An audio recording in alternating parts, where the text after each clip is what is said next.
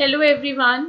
Taking our lesson further, today we'll be starting with the next topic, that is organized sector. Now what is organized sector? As the name suggests, ये वो sector होता है जहाँ पर हर कोई चीज बहुत ही ऑर्गेनाइज्ड मैनर में की जाती है. Now in organise sector the terms of employment, मतलब जो टर्म्स एंड कंडीशंस होती हैं वो प्रॉपरली फॉलो की जाती हैं. In organized sector the terms of employment are followed in proper manner. We can see the terms and conditions of organized sector, which says that there are fixed working hours, overtime wages paid.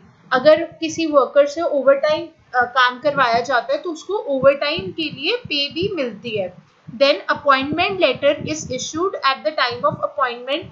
Proper rules and regulations के साथ appointment letter भी issue किया जाता है at the appointment of the job. Salary received on fixed date, मतलब every मतलब जो भी टाइम होता है, जो भी टाइम पीरियड होता है उसके टाइम पीरियड के हिसाब से फिक्स्ड डेट पे सैलरी को पे किया जाता है. Then this sector is under the government control. ये सेक्टर में जो ये सेक्टर जो होता है उसमें जो काम होता है that is being registered with the government and it follows proper rules and regulations given under the various laws. That means जो organized sector है वहाँ पर proper rules and regulations जो law में लिखे हैं, जो हमारे law में कहा जाता है follow करने के लिए, organized sector follows all rules and regulations under various laws. Then जो लोग organized sector में काम करते हैं उनको proper job security मिलती है. दैट मीन्स उनको कोई डर नहीं होता, उनको कभी भी किसी भी विदाउट एनी रीजन नहीं निकाल सकते.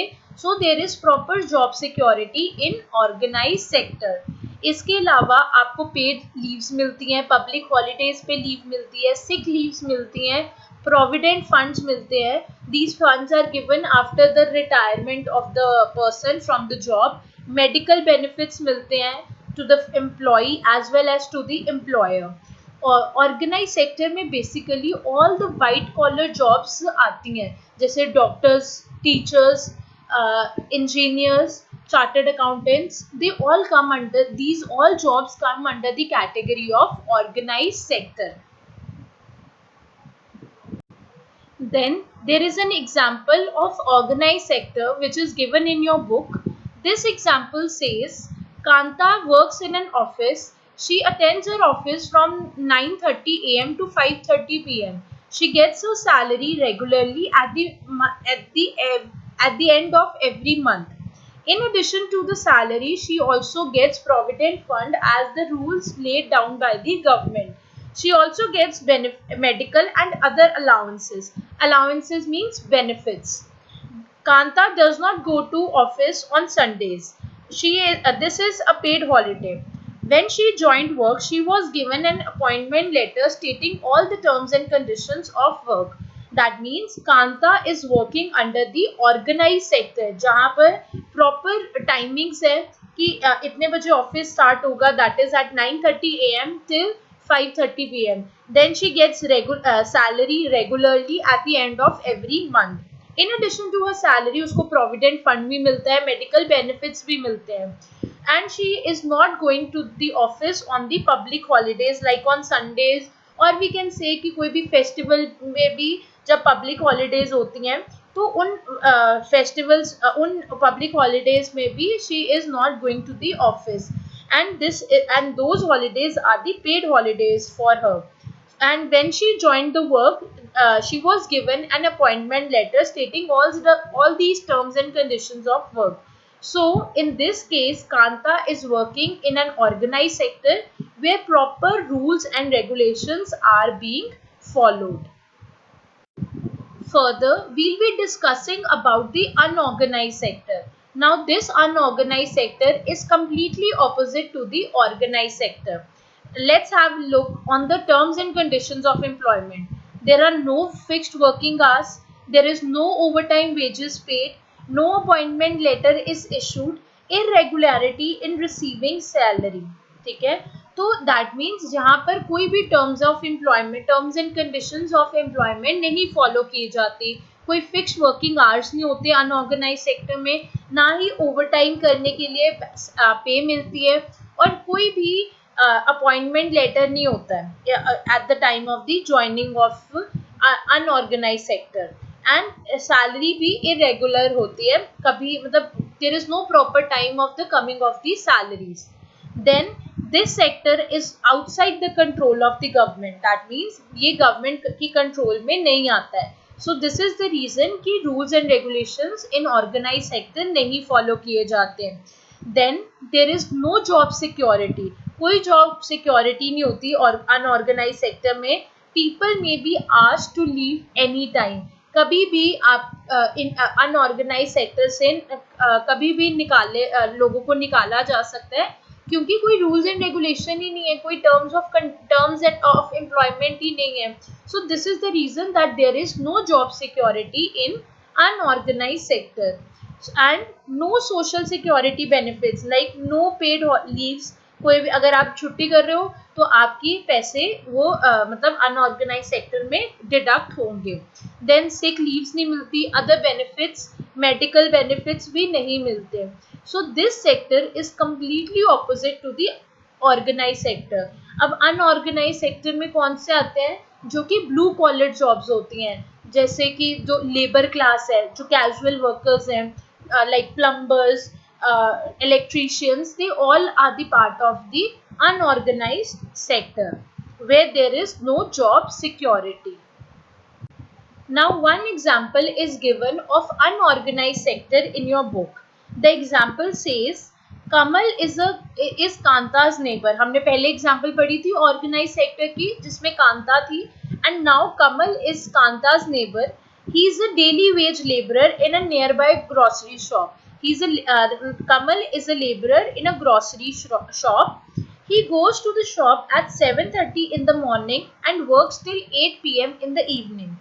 He gets no other allowances. I told you the meaning of allowances. Allowances का मतलब होता है benefits.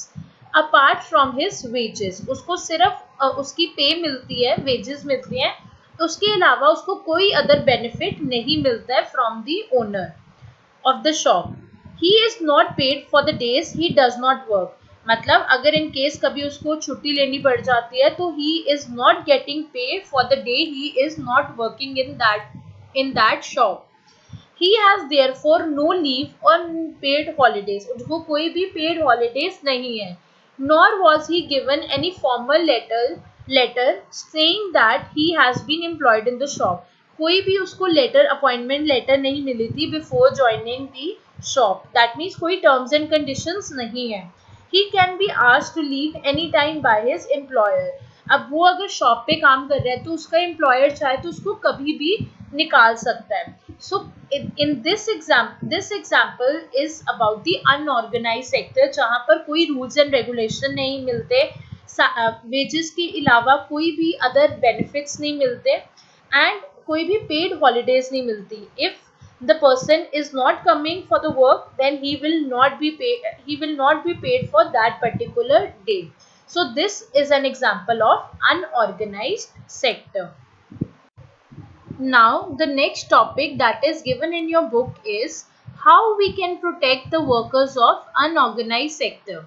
हमने पढ़ा था that unorganized sector में कोई भी rules and regulations follow नहीं होते, terms of employment नहीं follow की जाती, कोई जॉब सिक्योरिटी नहीं है. So this makes the another question that there is a need to protect the workers of unorganised sector.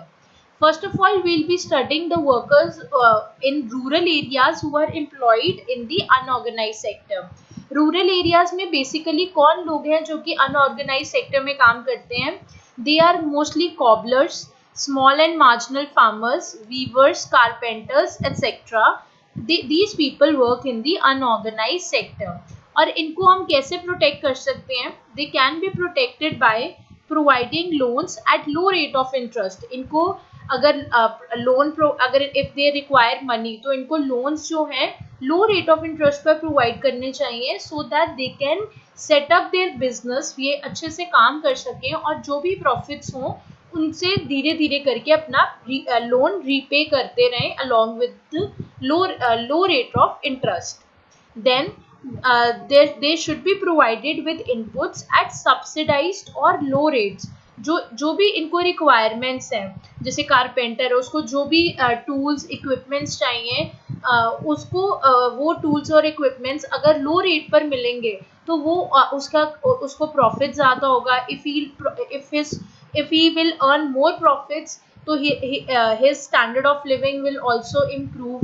So these people who work in the unorganized sector, इनको जो भी requirements हैं, जो भी इनको चीज़ें चाहिए काम करने के लिए, वो इनको लो रेट्स पर प्रोवाइड करनी चाहिए.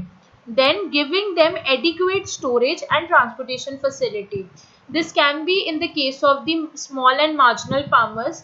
वो जो भी crops grow करते हैं तो उनको proper store house देना चाहिए जहाँ पर they can preserve their crops. And इनको proper transportation facilities मिलनी चाहिए so that they can able to sell their crops in the markets. Then providing market outlets for the sale of the goods. जो भी लोग unorganised sector में अपने खुद के लेवल पे काम कर रहे हैं उनको प्रॉपर मार्केटिंग चैनल्स बताने चाहिए ताकि वो अपनी सेल ऑफ गुड्स कर सके at good prices. Then we'll talk about the people who live in urban areas and work under the unorganized sector.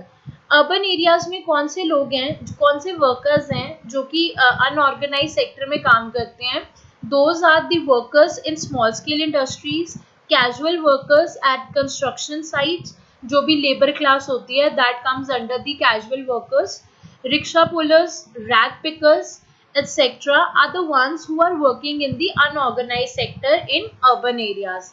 हम इन लोगों को कैसे प्रोटेक्ट कर सकते हैं? Again by providing them loan at low rate of interest. इनको जब भी मनी की रिक्वायरमेंट है तो इनको लोन्स जो हैं लो रेट ऑफ इंटरेस्ट पर मिलने चाहिए.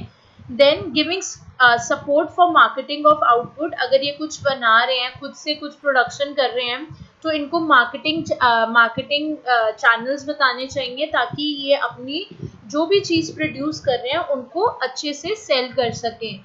Helping them in procuring raw materials. अगर सपोजिंगली अगर कोई भी ये काम कर रहे हैं तो इनको जो भी रिक्वायरमेंट्स हैं इनपुट्स की, तो उनको टाइमली हमें इंश्योर करना चाहिए कि इनको टाइमली रॉ मटेरियल्स की इनको टाइमली रॉ मटेरियल्स प्रोवाइड किए जाएं ताकि ये अपनी प्रोडक्शन अच्छे से कर सकें and they can earn money out of it. So we'll be ending our today's lecture. I hope the topics are clear to you. Thank you.